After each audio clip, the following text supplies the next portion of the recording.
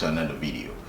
So today I'm going to be doing a different video from what we normally do. Today we're going to be doing immigration videos. But first of all, I'm going to put a disclaimer out there. I'm not a super agent. I don't work for the Immigration of Canada. I don't do anything about immigration. These are the stuff that works for me, so it can work for you, because it's the same step that I took. So it works for me, it's going to work for you.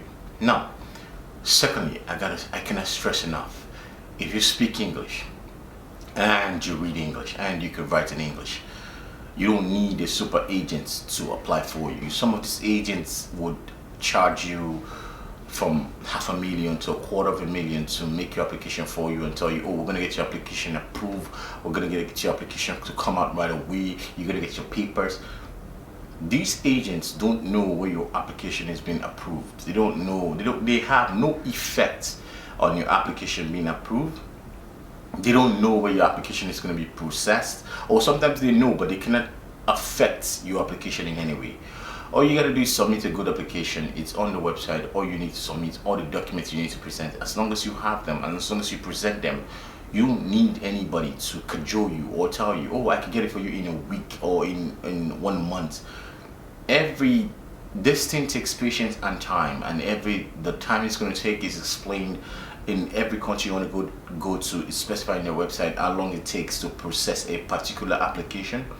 So there's no need for any agent rushing you and telling you, I'll get it to you in a month, and then you pay obscene amount of money, and then at the end of the day nothing comes out of it, and then they tell you bogus stories.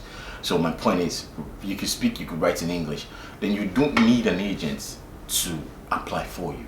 You just need to go to the website, because the agent is basically doing the same thing that you don't want to do, which is go to the website, read the requirement, and then it's going to ask you for the requirement that you can read yourself and present yourself. You get what I mean?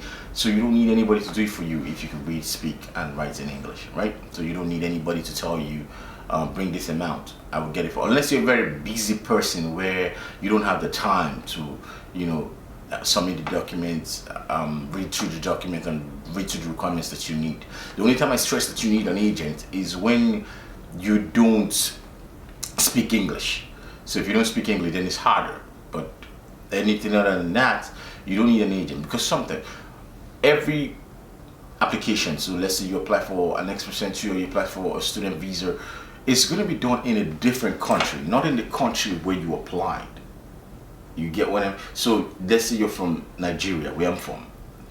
The application is not going to be done in Nigeria. You're going to submit the application in Nigeria, but it's not going to be processed there or approved there. It's going to be sent to another country or neighboring country where it's going to be assessed by an agent and then approved. So you see why I tell you your agent has nothing or doesn't even know where your application is being approved. So there's no need for somebody to lie to you and tell you, oh, I'll get it to you in a month, I'll get it to you in a week, just pay this amount. So you pay obscene amount and you get no results.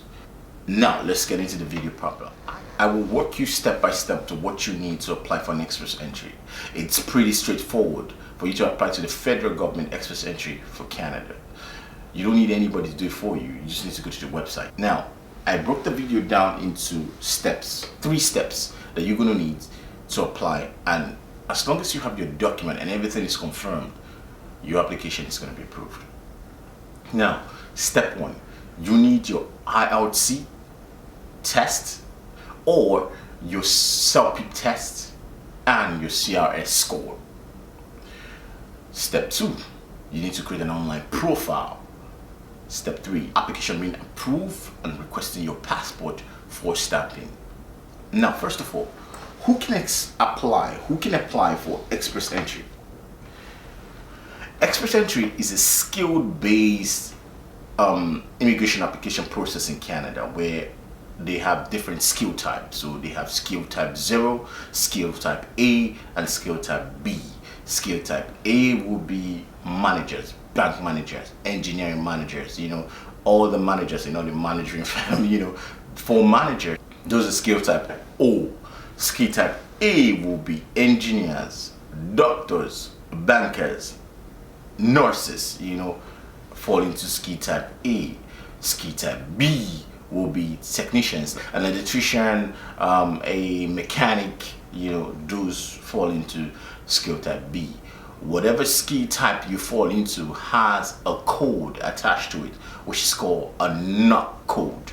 Now, this NOC code, you're going to need it to apply to create your CRS score. When you want to make your application, and since you identify where your skill set fall into, whatever you fall into, let's say for example, for me, mechanical engineer. So if I want to go into engineering and I go into mechanical engineer, there's a code attached to mechanical engineering, so but engineering has like different type of jobs, so different type of code under the type of engineering that you do. So you're civil engineering, for like me, production engineer, so you're going to go under production engineer, and you're going to see the NOC code attached to production engineer, and that's what you're going to use for your application. So first of all, let's go into what you need in step one. What you need to do for step one, which is the IELTS exam or CELPIP.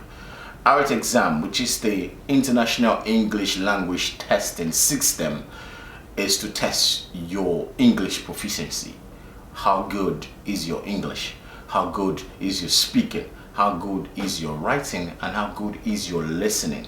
That's what they test for. They're trying to test to assess what your proficiency of English is.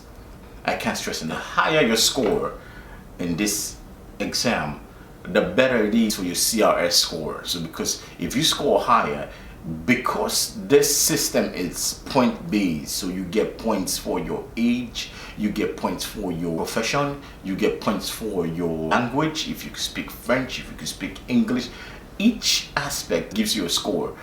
So the younger you are, let's say 23, the higher your age grade score is going to be, because why? You are like a young professional. It gives you a higher score as opposed to somebody who's already 50 or is already 45. Gets a lower score than somebody who's on 23. You get what I mean? Also for the English test, if you score like for the IELTS, if you score let's say 7.5, 8.5 for your reading, 7.5 for your speaking, 8.5 for your writing, 7.5, and for your listening, if you score like high scores for each of them, it gives you the maximum mark. English test is 136. The higher you score, the higher you could get the whole point, the whole 136. But if you score like 7 for all four of them, you might get 124 or something like that. But the basic point of it is that the higher you score, the more it helps your mark, so you get a higher mark. So now you write your English test. So either I mentioned 2 English tests. If you're in Canada, or what you're going to do is CELPIP. The IELTS is done by paper, so you sit for the exam, they give you paper, you write your answers in paper, and you submit. That one is done internationally and also in Canada, but also they have what they call CELPIP, which is the Canada English Language Proficiency Index Program. That one is done by computer, so everything is done online on computer. You sit in front of a computer, they give you the test, you answer at a certain, it's timed obviously, and then you answer within those periods, give you answers for your speaking, your reading, your listening, and your writing. You do all of them, points for each of them. The higher your points, the better it is for your score. Normally CELPIP is normally done in Canada only. Those that are outside Canada would do their IELTS, and those that are in Canada would do the CELPIP. This is CRS. CRS is a comprehensive ranking score. So the way it's done is that when you go into the system and then you put all your information, it's going to grade you for your age, for your profession, for your language. Each of them gives you a score according to what level you are at. And that score is going to be important in terms of applying for your express entry. After you finish writing your English, your IELTS exam on your CELPIP exam, whichever case it is for you that you've written, you're going to need an ECA. An ECA is Educational Credentials Assessment. Not everybody needs this, depending on what region you're coming from. So if you're coming from a region where they consider the standard of education the same thing as that of Canada, you don't need an ECA. But if you're coming from a region where they consider like the standard of education is far less than that of Canada, then you need an ECA. An ECA is to assess your credentials. It's different from for everybody. So whether you're on a doctor or computer science, a computer programmer, computer science, whatever course you read, an ECA is going to assess your credentials and check if it's up to the standard of Canada. Who does the ECA? They have West, which is WES. They have WES. They have ICAS, IQAS. You know, the guys that does the accreditation to see if your educational standards is the same as that of Canada. Okay, so now that you understand what CRS score is and you understand what your English score is, let's discuss the online profile, the step 2, creating an online profile. So after you have your English score and you've written your English and you have a high score and you already created your CRS and you know your CRS score, you're gonna go and create an online profile. The online profile is to go to the CIC website. So you're gonna go to cic.gc.ca, click on it, open it, and then you're going to see the express entry and different aspects of how you can immigrate to Canada. So you're going to click on express entry. When you click on express entry, it's going to ask you to create a profile. So you're going to create a profile where they're going to ask you your name, your age. When you create a profile, they're going to put you in a pool with every other person that created a profile with whatever score you got from your CRS score. Now, every 2 weeks, the government of Canada releases CRS scores. So let's say this week they release a CRS score of 462 and your CRS score is 462 or 470, then you get an ITA. An ITA is an invitation to apply for permanent resident. Now, as soon as you create your online profile, that's where I say patient come in. You have to wait. So they might call the first score and it's not the score that you got. Your CRS score is not up to that score. You wait for the next 2 weeks. It is done every 2 weeks. As long as you got a score of 450 and upward, just wait. As you create your profile and you're waiting for your score to be called, that's when you have to gather all your documents that they're gonna use to assess what you just said. Because when you create your online profile, it's going to ask you for your profession, it's going to ask you for your NOC code. What's the NOC code that is attached to your profession? After you created your online profile, when they send you an ETA, they're going to ask for all this document as proof. You're going to show proof that everything you have said on your profile, it's true. So while you create your online profile, you're going to start gathering your documents. First of all, your passport. They're going to ask you for your passport, your information page and your passport. Your front page, which is your data page, where your name is, your date of birth. After that, they're going to ask you to scan every page of the passport from the beginning to the end. The page that are blank, the page that are stamped with all the countries that you have gone to. You would make a copy of all of them. That's how they assess where you've been to, how far you traveled, where you traveled to. If you've not traveled much, if you travel much, they're gonna ask you for every page. So you're gonna bring every page and you're gonna submit every page of your passport. Secondly, they're gonna ask you for medical report just to check what is your health status. Do you have an infection? Are you perfect? Do you have a clean bill of health? They're going to ask you for your medical report. After they ask you for a medical report, another document they're going to ask you for, they're going to ask you for a police clearance. Because you're coming from a different country, they want to be sure that you're not somebody who's wanted in your country where you're coming from, or somebody who's committed any crime. You're crime free. So they're going to ask you for a police clearance. Reference letter. A reference letter is to confirm where you say you work, what you worked as. So they're going to ask you for a reference letter for where you work, how long you worked there. You're going to need a reference letter as a proof that you worked there. Another document that you're going to need for your birth certificates. Another document they're going to ask you for that you're going to need to gather, it's your proof of fund. The proof of fund is to show that when you come to Canada, you could take care of yourself. You could take care of your family members that are coming with you.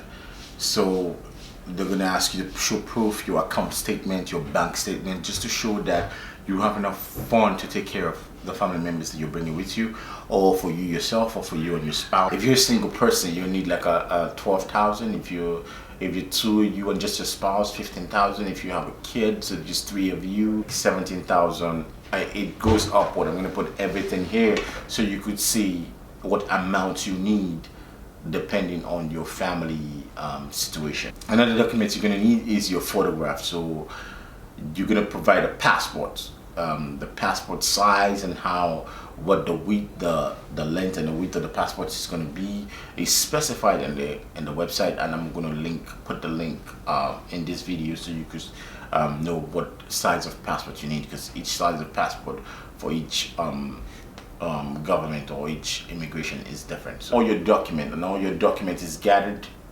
and you receive your ITA. So now you're going to upload all your document in your profile, and they're going to get it, and then you submit it to them. After you submit your documents to the government of Canada in your profile, you're going to pay a fee. You're going to pay $1,500 for processing fee to process the application. So depending on your family, if you're single, you're going to pay $1,000. If you have kids and everybody, you're going to pay probably $1,500, $1,500 to process your application. When your application is processed, you've created your online profile, they've sent you an ETA, an invitation to apply, and you have applied, and you submitted everything. You wait for them to respond back to you. Now, it takes about 7 months, the whole process. The process of extension takes about 7 months. So within 7 months, after you create your profile, after you upload your document, and after you apply, they're going to respond back to you as soon as your application is approved. They're going to send you this confirmation of permanent resident. They're going to send that to you, request that you send your passport. They're going to take your passport, they're going to stamp your passport, you're going to come to Canada, and they're going to give you your permanent resident card as soon as you get to Canada.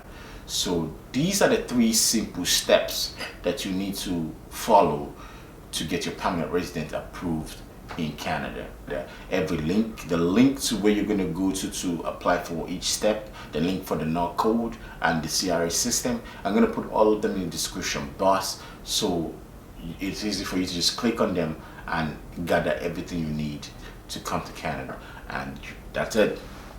You're in Canada, you're a permanent resident. Welcome to Canada. So thank you. I'm going to see you on the next video. I'm going to discuss another way for you to come into Canada using the provincial nominee system to get to Canada. So see you in the next video. Thank you for watching this one. Bye bye.